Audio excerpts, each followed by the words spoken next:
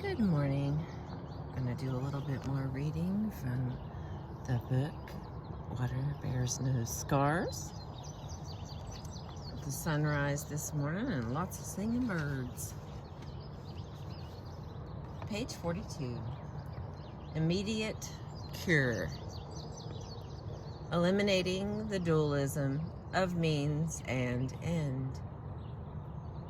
The possibility of cure for neurosis is already present in every suffering person's mind. Constructive living need not be considered a means of achieving freedom from neurotic suffering sometime in the future. It is not merely a method to be used to rid ourselves of unnecessary misery. Ultimately, it is about being cured now, in this moment. Living constructively right now is cure. This means and the end are the same.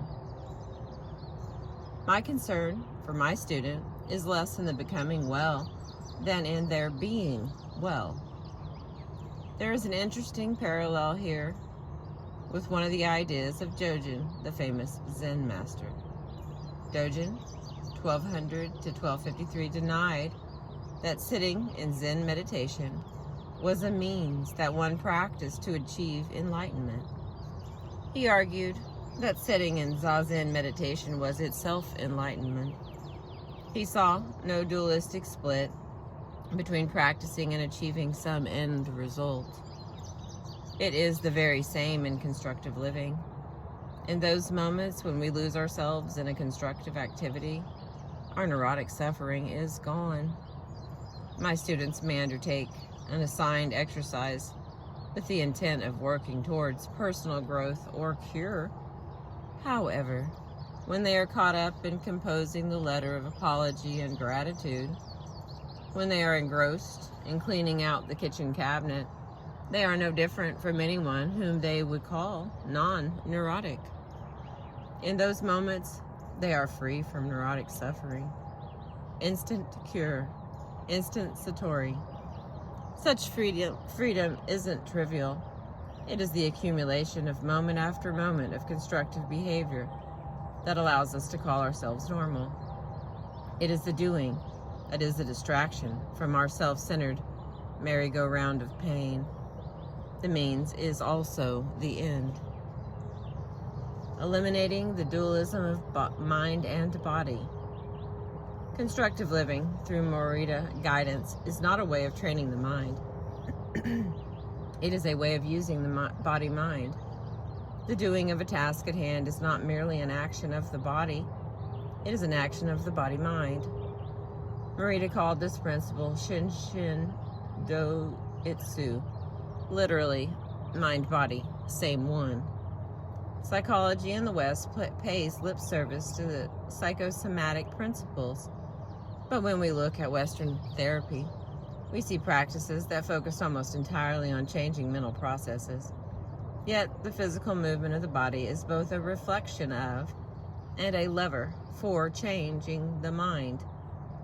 The last sentence is imprecise from our point of view because it makes it appear that changed behavior occurs when and then the mind changes. More accurately, changed behavior is already changed mind. And changed mind is already changed behavior.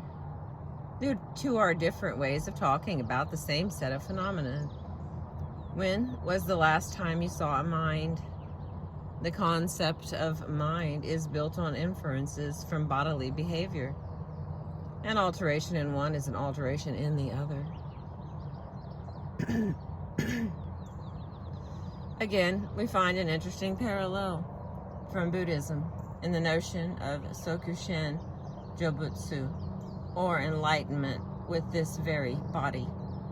Kukai, the founder of Shingon Buddhism, saw that it makes no sense to talk about the enlightenment of the mind alone, or the achievement of some mental nirvana in the future.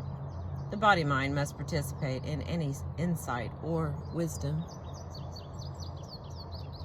Eliminating the duality of subjective and objective. There is a famous quote from the Chinese Zen master Ching Yun from 1067 through 1120. Before I had studied Zen for 30 years, I saw mountains as mountains and waters as waters. When I arrived at a more intimate knowledge, I came to the point where I saw that mountains are not mountains and waters are not waters.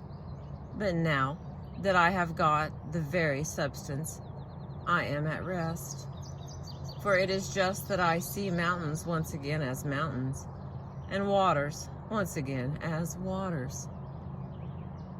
I am much indebted to William Lafleur, whose book, The Karma of Words, so clearly spells out the Buddhist concepts for which I find these parallels in Morita's thought and practice. Lafleur writes, with regard to the above quote, "It might be said that in Buddhism, the problem posed by the symbolizing process of the mind is not unlike that posed by the habitual daydreams, fantasies, and projections that disturb our capacity for right seeing. In a sense, the symbolizing process is itself a digression, a move away from the clear recognition of mountains as merely mountains, waters as merely waters." Neurotic thinking is filled with the symbolizing that interferes with our seeing what really presents to us. For example, when anthropophobic people are about to be introduced to someone at a social gathering, their minds are filled with all sorts of symbol baggage. There are memories of past introduction experiences that were embarrassing or anxiety-filled. There are desires to be liked and respected.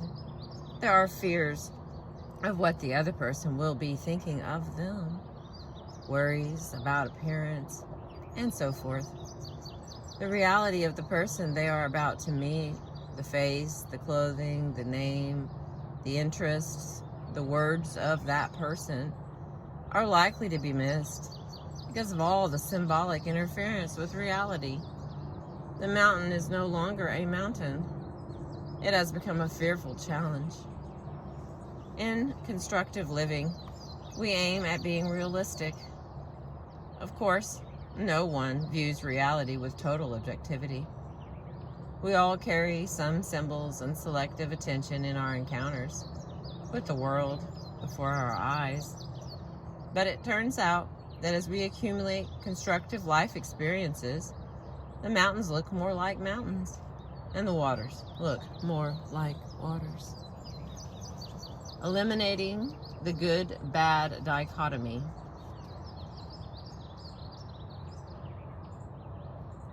In our approach to constructive living, we recognize that all people have some neurotic characteristics in some moments, and all neurotic people have non-neurotic characteristics in some moments.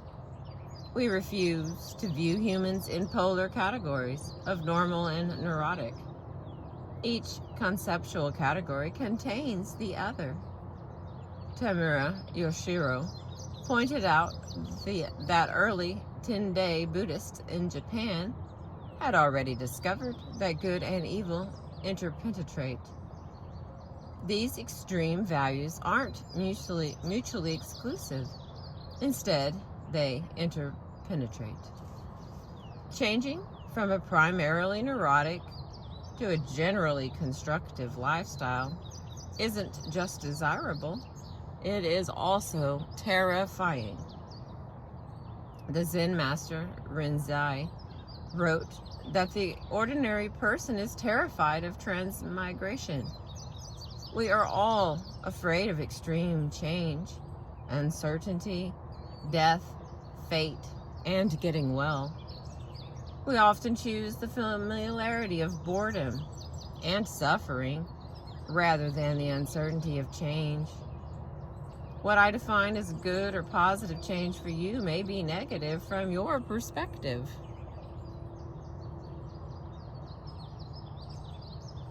The true man of the way accepts things as they come. When he wants to walk, he walks.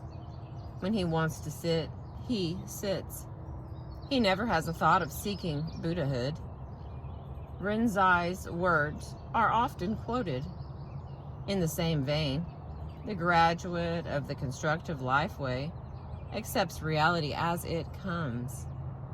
When he finds it purposeful to walk, he walks. When he finds it useful to sit, he sits. He never has a thought of seeking or checking the progress of his cure. The parallels are apparent.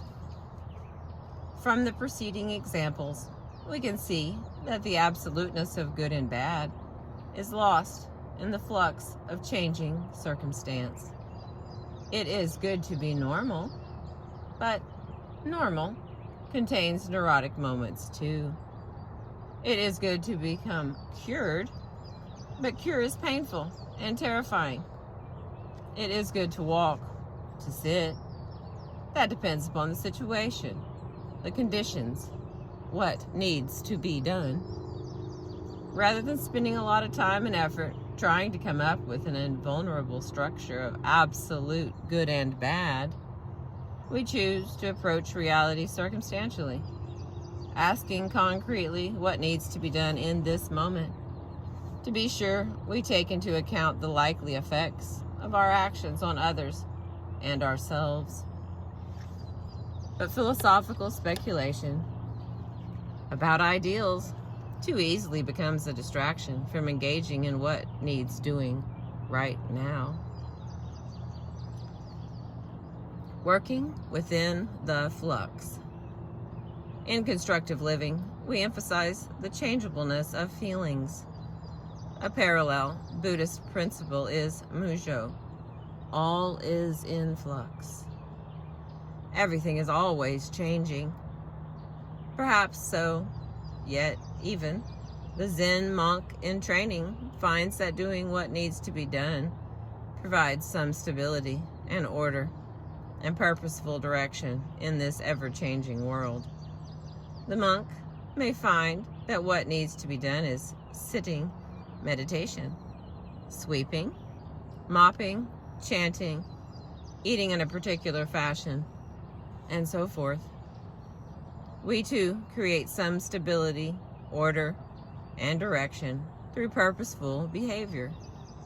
Despite the flux of feelings and head tripping, we can reach the haven of disciplined behavior. We have come full circle to the beginning passage on the equivalence of means and ends. The order and stability exist as we create them by our doing. As you read these words, you are already changed. That is the quality of your attentive reading, is already important change, whatever the value of the content of this essay. What you are doing now isn't preparing yourself for self-improvement. It either is self-improvement or it is not. The quality of the doing is vital. Thank you for listening.